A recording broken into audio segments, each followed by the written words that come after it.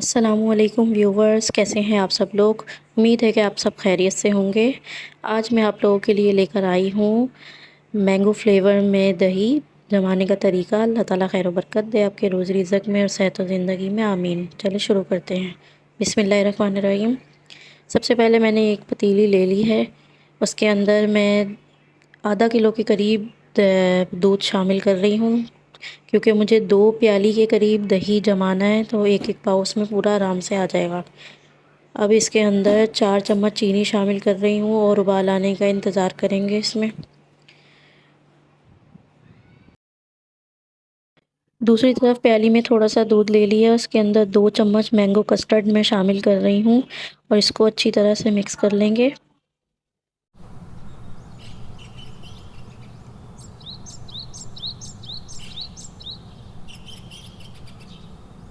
अब जैसे ही ये दूध में उबाल आएगा, इसमें थोड़ा थोड़ा करके इसको कस्टर्ड का मीज़े को इसमें शामिल कर देंगे, हर चम्मच चलाते हुए, ताकि इसमें लम्स ना बने।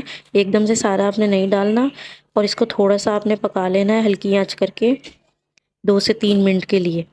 उसके बाद आप फ्लेम ये ऑफ़ कर दें। ये देखिए हमने 2 से 3 मिनट पकाया है। फ्लेम ऑफ करके इनको प्यालियों में कन्वर्ट कर देंगे और फिर दोनों में इसमें ही इसको ठंडा होने देंगे। और जैसे ही ये नीम गर्म होगा, ना बिल्कुल ठंडा हो ना तेज़ गर्म हो, उबला हुआ जैसे होता है ऐसा नहीं होना चाहिए। फिर इसके अंदर दही की झाग लगाएंगे। अब दूसरी तरफ मैंने 2 चम्मच दही ले लिया है। आपने उसको फेंटना नहीं है, ना डायरेक्ट इस तरह से लेना है। और इसके अंदर 1 से 2 चम्मच के करीब पानी शामिल करके इस तरह से मिक्स कर देना है झाग के लिए। और इसको आप मिक्स नहीं करेंगे, ऊपर से आपने इसको हल्का हल्का सा ऐसे करके टपका देना है और मिक्स नहीं करना है इसमें, इसको यूं ही छोड़ देना है। दूसरे में भी इसी तरह डाल देंगे।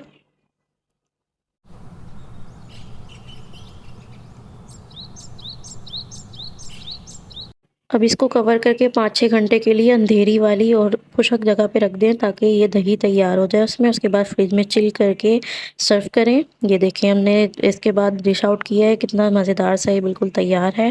अपने फैमिली मेहमानों को आप खिलाएं। बताइएगा ज़रूर वीडियो आपको कैसी लगी, दुआओं में याद रखिएगा। Thanks for watching the video. मिलते हैं आप सबसे इंशाल्लाह नेक्स्ट वीडियो में। जब तक के लिए अल्लाह हाफिज़।